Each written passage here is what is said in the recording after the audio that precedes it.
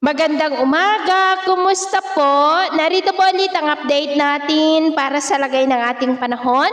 Ngayong umaga po ng May 7, 2025. Sa ngayon po ay napapagitnaan tayo ng dalawang sama ng panahon. Una na po dyan ang tumawid dito sa atin kahapon na nasa may South China Sea na po sa labas ng ating area of responsibility.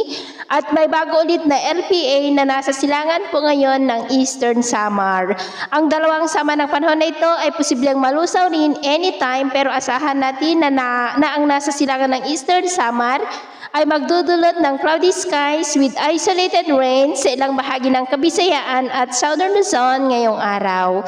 At sa ating long range forecast, wala pa naman pong bagyo na namamataan na tatawid sa ating kalupaan pero nananatili pa rin na may banta ng pamumuo muli ng mga sama ng panahon sa silangan nating bansa sa susunod muli na mga araw at ang development ng mga yan ang ating babantayan kung matutuloy po o hindi. At sa lagay ng ating panahon, ngayong madaling araw ay maayos ang panahon sa malaking bahagi ng ating bansa, pero may tsansa pa rin ng mga isolated rain sa ilang bahagi ng Bataan, Metro Manila, ilang bahagi ng Calabarzon, Camarines Norte, Masbate, Marinduque, Romblon, ilang bahagi ng Iloilo, Cadiz, Escalante, Cebu, Bohol, southern part ng Leyte at ilang bahagi ng Caraga. At mamaya ay sisikat naman po ang araw sa malaking bahagi ng ating bansa pero may tsansa pa rin ng cloudy skies with isolated rain sa ilang bahagi ng Metro Manila, Batangas, Quezon, Marinduque, Romblon, Panay Island, Bacolod, Cadiz, Escalante, Bogo, ilang bahagi ng Leyte, Surigao del Norte,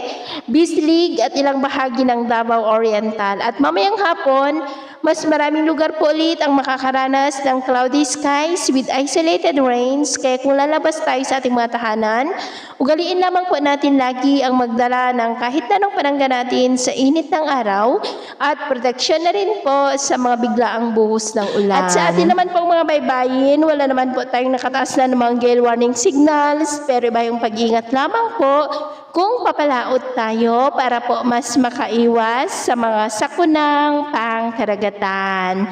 So, yun muna ang latest update natin sa araw na ito. At pumili si James na nagsasabing sa kahit na pagsubok po na darating sa ating buhay, huwag po tayong mawawalan ng pag-asa. Thank you and God bless!